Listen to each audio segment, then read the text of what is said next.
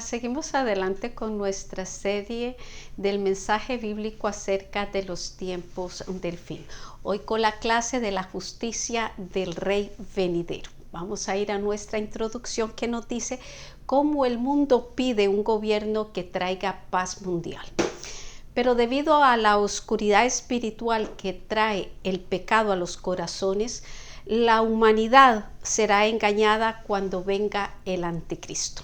Aún Israel, ellos lo recibirán como Mesías y aceptarán el pacto de paz que Él les va a ofrecer.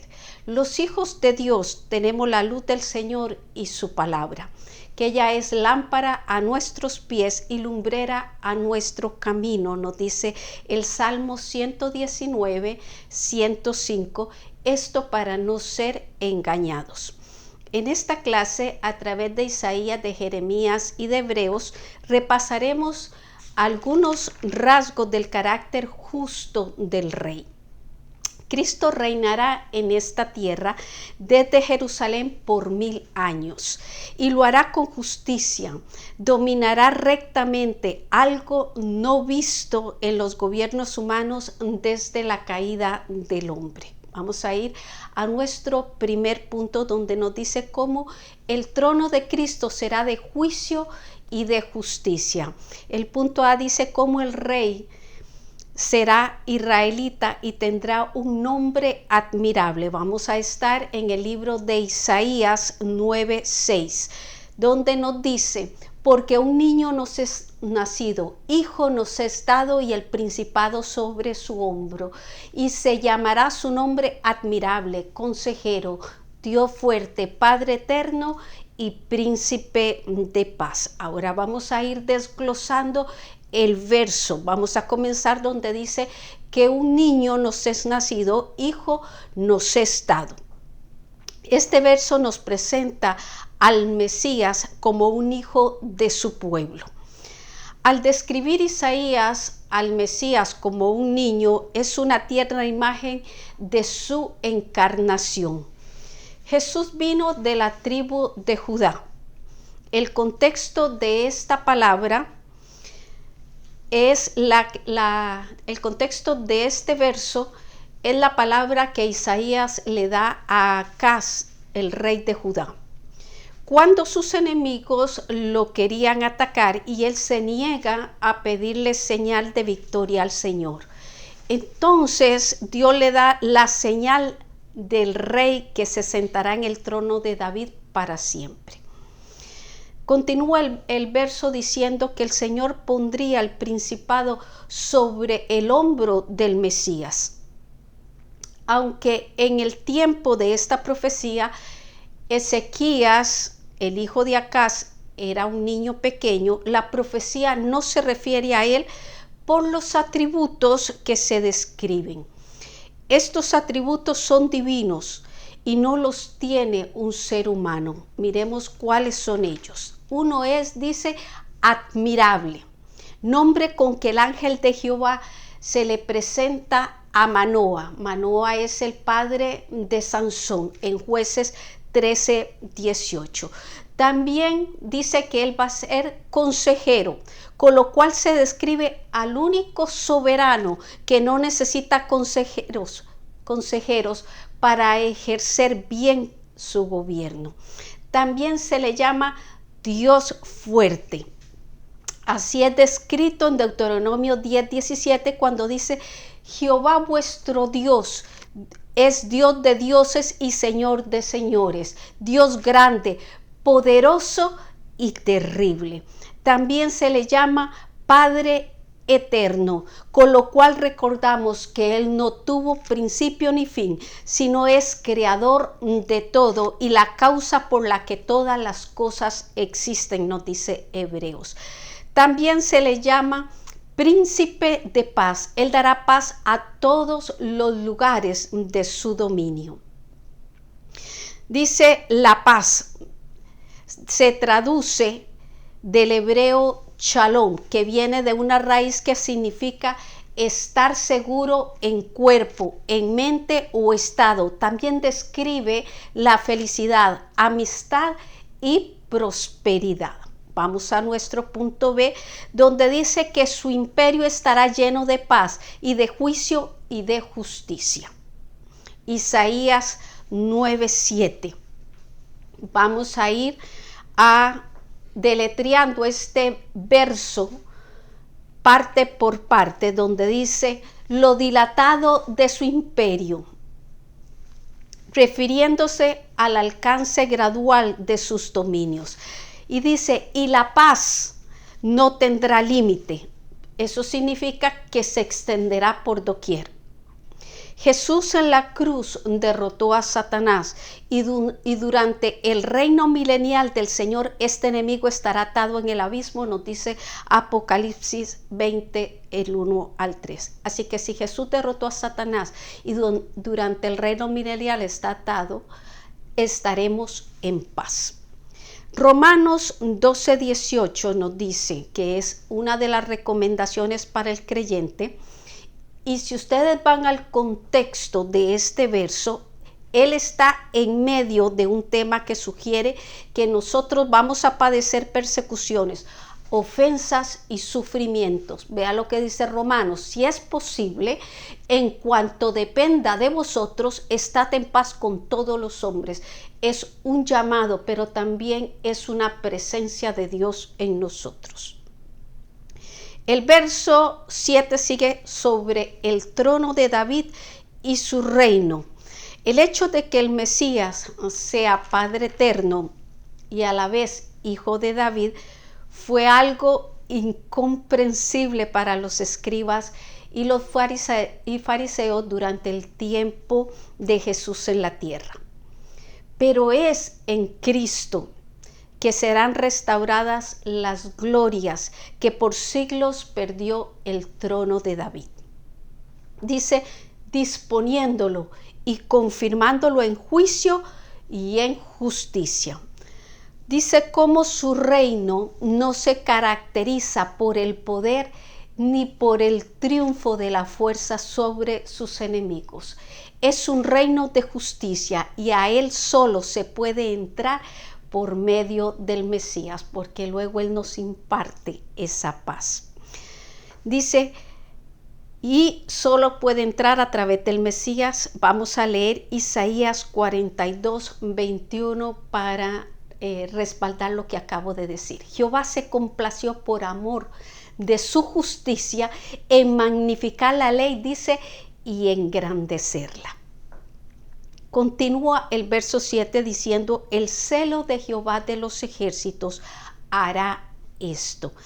El celo incluye no solo la secreta victoria sobre Satanás en la primera venida de Cristo, sino la victoria pública acompañada de juicio sobre el anticristo y sobre todos sus enemigos en su segunda venida.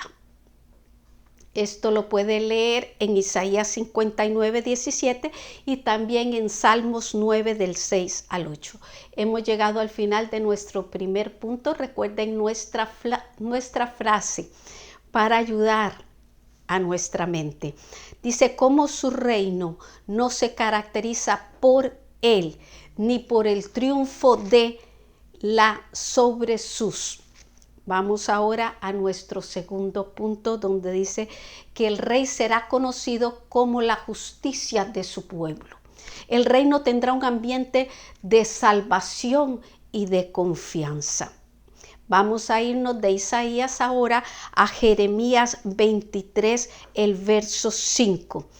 Este verso nos da la promesa gloriosa sobre el renuevo justo que Dios habría de levantar. He aquí que vienen días, dice Jehová, en que levantaré a David renuevo justo y reinará como rey, el cual será dichoso y hará juicio y justicia en la tierra. Los reyes de Judá fallaron a Dios. En contraste, se está hablando del renuevo que Dios promete como justo. Vemos en los evangelios a Jesús, el ejemplo de justicia, preguntándoles a sus detractores en Juan 8:46, ¿quién de vosotros me redarguye de pecado? Les estoy dando la secuencia de aquella profecía en Jesús. El Señor Jesús no solo fue obediente hasta la cruz, sino que Él actuó en justicia perfecta cuando fue necesario. Si ustedes leen Juan 8, del 1 al 11, está el relato de aquella mujer sorprendida en adulterio.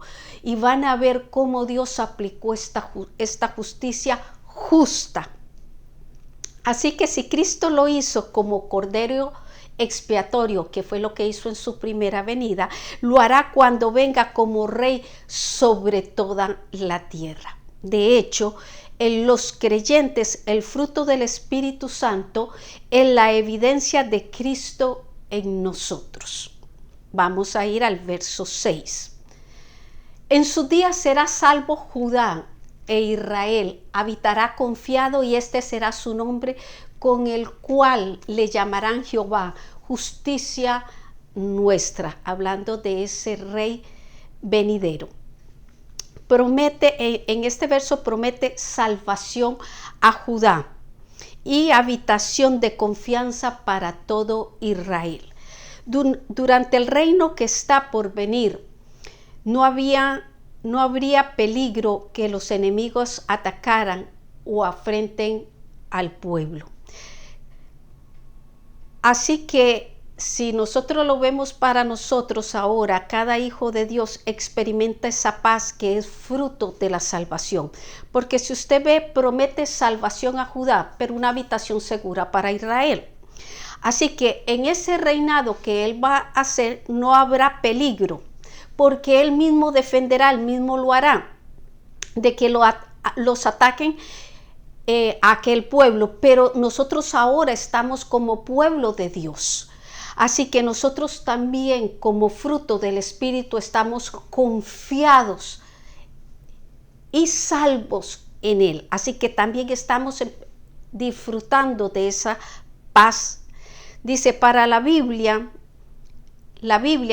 para instruirnos en justicia, nos da Proverbios 16:7. Cuando los caminos del hombre, dice, son agradables a Jehová. Esto es una promesa condicionada.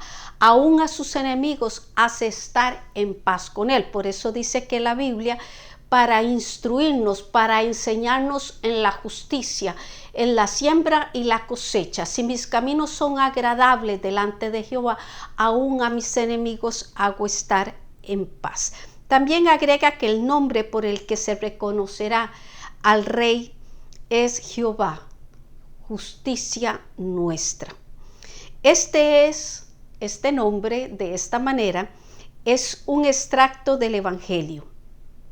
El anuncio de salvación es que no somos salvos por obras de justicia que dice que nosotros hubiéramos hecho, sino por la justicia de Dios en Cristo Jesús, a la cual entramos por medio de la fe. Romanos 3, 21, 22. Pero ahora, aparte de la ley, se ha manifestado la justicia de Dios, testificada por la ley y por los profetas. La justicia de Dios por medio de la fe en Jesucristo para todos los que creen en Él, porque no hay diferencia. Perseveremos, es el llamado, en esta justicia, y tengamos una actitud de gratitud a Dios por habernos salvado en Cristo Jesús. Punto B. Dice, como en días del rey, de ese reino milenial, Dios habrá hecho regresar a Israel a su tierra. Jeremías 23, 7 y 8 nos dice, por tanto he aquí que vienen días, dice Jehová, en que no dirán más, vive Jehová, que hizo subir a los hijos de Israel de la tierra de Egipto. Sino, vive Jehová, contraste, que hizo subir y trajo la descendencia de la casa de Israel de tierra del norte, que es Babilonia, y de todas las tierras a donde yo los había echado, y habitarán, dice, en su tierra. El profeta Jeremías compara el éxodo de los hijos de Israel de Egipto con su regreso del exilio. Los israelitas salieron de Egipto alrededor del año 1446 a.C. y regresaron a su tierra alrededor del año 536 a.C. A esto tenemos que agregar, porque si suman y se restan, vamos a ver que había bastante tiempo en medio de uno y del otro. Dios tiene el control de los tiempos respecto al trato de Él con sus hijos. Tenemos que agregar que los tiempos de Dios tienen más que ver con los eventos que con contar los días, como nosotros lo haríamos. Nosotros contamos los días, los meses y los años. El profeta señala que la liberación de Babilonia, que es donde se dice aquí del norte, será gloriosa y se tomará como un punto de referencia respecto a la identidad de la nación, dejando el milagro del éxodo,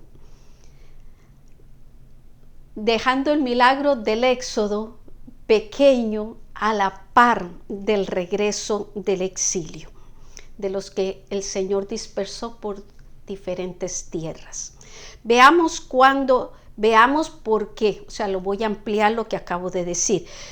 Cuando ellos salieron al desierto, venían de un solo lugar, que era Egipto, y eran un solo pueblo, Israel.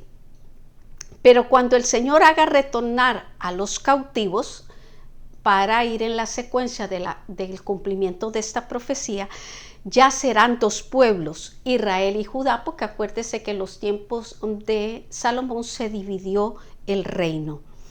Dice, además no saldrán solo del norte, les vuelvo a repetir, de Babilonia, sino de todas las tierras a donde Dios los esparció. De hecho, desde 1948, miles de judíos ya han regresado a Israel. En el verso 7 hay una expresión que dice, vive Jehová. Hace ver esta expresión la grandeza y el poder del Dios viviente, que puede redimir y restaurar a su pueblo. También se usaba esta frase para hacer los juramentos en Israel, Hebreos 6, 13 y 14, donde dice cómo el Señor, dándole la promesa a Abraham, como no había otro mayor, juró por sí mismo. Dice, seamos nosotros, al igual que el Señor, serios en nuestros compromisos, Efesios 5:1. Sed pues imitadores de Dios como hijos amados. El Señor se compromete con su pacto y lo cumple. Hagamos nosotros, imitemos esto de Él. Hemos llegado al final de nuestro segundo punto con la frase que dice, y este será su nombre con el cual lo llamarán. Jeremías 23 dice 6, parte B. Nuestro tercer punto, el reino de Cristo será eterno y saturado de equidad y de pureza. El divino Rey es mayor que los ángeles y debe ser adorado por ellos. De Jeremías vamos a irnos a Hebreos. Vamos a estar en Hebreos 1:6. Donde dice cómo el Rey venidero no es una criatura angelical, dice Hebreos 1:6. Y otra vez, cuando introduce al primogénito en el mundo, dice, adórenle todos los ángeles de Dios. Así que estamos comprobando que el Rey venidero no es una criatura angelical, sino uno que es superior a los ángeles. A ellos, aquí se les ordena adorarlo. Cuando Cristo nace, recuerdan, ellos también cantaron su gloria. Salmo 97:9 David dice del Mesías, porque tú, Jehová, eres excelso sobre toda la tierra, eres muy exaltado sobre todos los dioses. El contexto de este verso revela que no solo los ángeles, sino todos los confines de la tierra deben postrarse ante el Señor. Pero vea lo que dice Salmo 97:7. Avergüéncese todos los que sirven a las imágenes de talla, los que se glorían en los ídolos. Póstrese a él todos los dioses. O sea, que sientan vergüenza a aquellos que no le están adorando a él, porque él ha hecho el sacrificio máximo, porque él es nuestro creador, porque él es el que nos cuida, por él es el que nos corona de misericordias. Dice, los creyentes gentiles, los que no pertenecemos al país de Israel, damos gloria a Dios porque nuestro Salvador no es solo Dios de los judíos. Él es Rey, dice, sobre toda la tierra, y en ello hemos sido beneficiados todos los que no pertenecemos a Israel. Verso 7. Dice como Hebreos 1:7, ciertamente de los ángeles dice, el que hace a sus ángeles espíritus y a sus ministros llamas de fuego. Este verso acentúa la naturaleza de los ángeles para ayudarnos a nosotros a ver la superioridad del Hijo sobre ellos. De hecho, se cita el Salmo 104:4 como prueba de que los ángeles son servidores, como lo son el viento y como lo es el fuego. Punto B. Dice, como el Rey tendrá una unción especial en vista de su justicia. Hebreos 1:8-9. Mas del Hijo dice, tu trono, oh Dios, por el siglo del siglo, cetro de equidad es el cetro de tu reino. Has amado la justicia y aborrecido la maldad, por lo cual te ungió Dios, el Dios tuyo, con óleo de alegría, más que a tus compañeros. Las palabras de los versos 8 y 9 que acabo de leer del capítulo 1 de Hebreos son una referencia al Salmo 45, el cual probablemente fue escrito para el rey Salomón. Sin embargo, lo que esto expresa es muy sublime para ser para un rey humano. Se expresa que Dios Padre testificó de su Hijo diciendo que su trono era el de un rey divino. También dice cetro de equidad, es el cetro de su reino. Ejercería él con justicia y con juicio. Recto, con rectitud.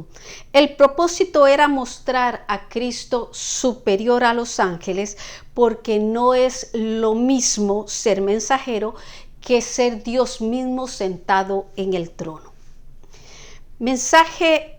La carta de Hebreos era un mensaje dirigido a los creyentes hebreos, y ellos tenían muchos hermanos que no creían en Jesús. Así que este es un capítulo donde se empieza a enseñar la superioridad de Jesús para que ellos pudieran creer en él. En el verso 8 también se dice que su reino, su trono, era de siglo en siglo, diciéndonos que es un reino permanente. Y a ningún otro rey se le ha dado esta promesa. También en el verso 9 se le recuerda que Salomón fue elegido en preferencia a sus hermanos para reinar. Pero en el texto también se refiere a Cristo, quien ha venido a ser el primogénito entre muchos hermanos. Leamos Romanos 8:29, porque a los que antes conoció, también los predestinó para que fuesen hechos conforme a la imagen de su Hijo, para que Él sea el primogénito entre muchos hermanos, probando así que fue escogido Él entre muchos hermanos. Lucas 2:26 lo llama el ungido del Señor. La unción que Dios le ha dado a su Hijo es para reinar sobre toda la tierra. Primera de Juan 2:20 nos dice que nosotros tenemos la unción del Santo. Al estar nosotros en Cristo, tomamos de su plenitud, nos dice Juan 1:16. Así que la meta del cristiano es manifestar la justicia de Cristo en el diario vivir. Llegando a nuestro final, tenemos la frase que nos dice que la meta del cristiano es manifestar la de Cristo. Vamos a ir a nuestra reflexión. Dice, el énfasis de esta clase estuvo en la persona de nuestro Rey y en el tipo de reinado que tendrá, de justicia y de juicio, para lograr hacer o mantener la conexión espiritual que nos guiará, dice, en estos tiempos. Salomón, reflexionando sobre los tiempos de la vida, dijo, me volví y vi debajo del sol que ni es de los ligeros de carrera, ni la guerra de los fuertes, ni aun de los sabios el pan, ni de los prudentes las riquezas, ni de los elocuentes el favor, sino que tiempo y ocasión acontecen a todos. Eclesiastés 9:11, porque el Señor siempre tiene un propósito. Subraye tiempo y ocasión, dice, acontecen a todos. El Espíritu Santo nos da a todos el momento y la circunstancia. Por eso Salomón reflexionaba que no podemos hacer un patrón de algo. Dice, para decidir en quién creer y a quién seguir. Cuando nosotros estamos en el momento, es la oportunidad de saber en quién vamos a creer y a quién vamos a seguir. Oremos, ya que vimos la profecía para Israel, por Israel y su salvación. Pero también oremos por la iglesia, que recuerde y se prepare para el arrebatamiento. Recordemos que el arrebatamiento será para ese remanente fiel. Y lamentablemente esto es algo que es necesario decir. No es toda la iglesia nominal el remanente fiel. Mucha gente solamente visita la iglesia, pero no ha hecho esa conexión espiritual. Que el Señor nos ayude. Para la próxima semana, Ezequiel predijo la restauración de Israel. Bendiciones.